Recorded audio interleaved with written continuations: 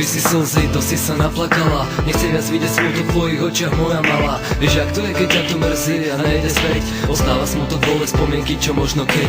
Tak utri si slzy, to si sa naplakala. Nechcem viac vidieť smutok v tvojich očiach, moja malá. Vieš, jak to je, keď ťa to mrzí a nejde späť. Ostáva smutok, vole spomienky, čo možno keď. A keď v poslednej dobe a neviem, čo s ním bolo, choval sa proste strašne prudký, impulzívny ego. Ty vieš, že on ho nezvyká v poslednej dobe pesť. A nečudujem sa, že si ho nevedela sniesť. Aj tak nechce ani jeden okamih vrátiť z miest. Veď si bola ty jediná, čo ho vedela vždy zviesť. Tak povedz, prečo to tak musí v živote byť. Jeden bude plakať, druhý sa to snaží napraviť. Za to byť sa, bude postaviť sa, nehanbí, že ty patríš proste k nemu, stále naivne vidí. A veľa iných žien, ktoré majú záujem, on ich vidí, že sú fajn, nechce zraniť, ďakuje.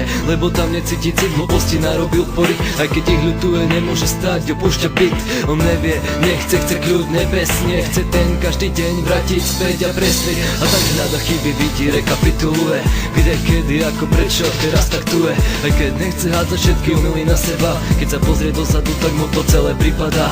Že ne on všetko, ale spolu strašne veľa. Boli ste pevný celok, nikto nečakal, že zmena. Rozdelili sa veci, aj keď mali kopec hodných. A preto mu poriadne nevie ísť a len sa potkne. Tak okej, berie rozhodnutie, aj keď nechce. No ste dospelí ľudia, nevie, či to skúsi ešte. Vie, že musí ísť ďalej a nemôže ostať stáť. Len to ide teraz ťažšie, netreba sa čudovať. A dúfa, že za zákrutou bude jasný cieľ, čo mu ukáže, prečo tam áno a tam zas nie. Že nebude počúvať, čo bude dookola, ale zasmeje sa, pôjde s radosťou, bude spomínať. Teraz on je tu a ty si tam na inom mieste. Rozdelení dvaja, čo sa videli na jednej ceste. Pričom ani jeden presne nevie, ako na to. Nedáva to nejak zmysel a zase nezapadá to. Veď chcel to isté, čo aj ty, tak potom ako. Je možné, že ste to nechali s potopeným vrakom. Nechať ísť príležitosť a lásku rakov. Nechať zorieť to všetko z popolných rozfúkať vánkou.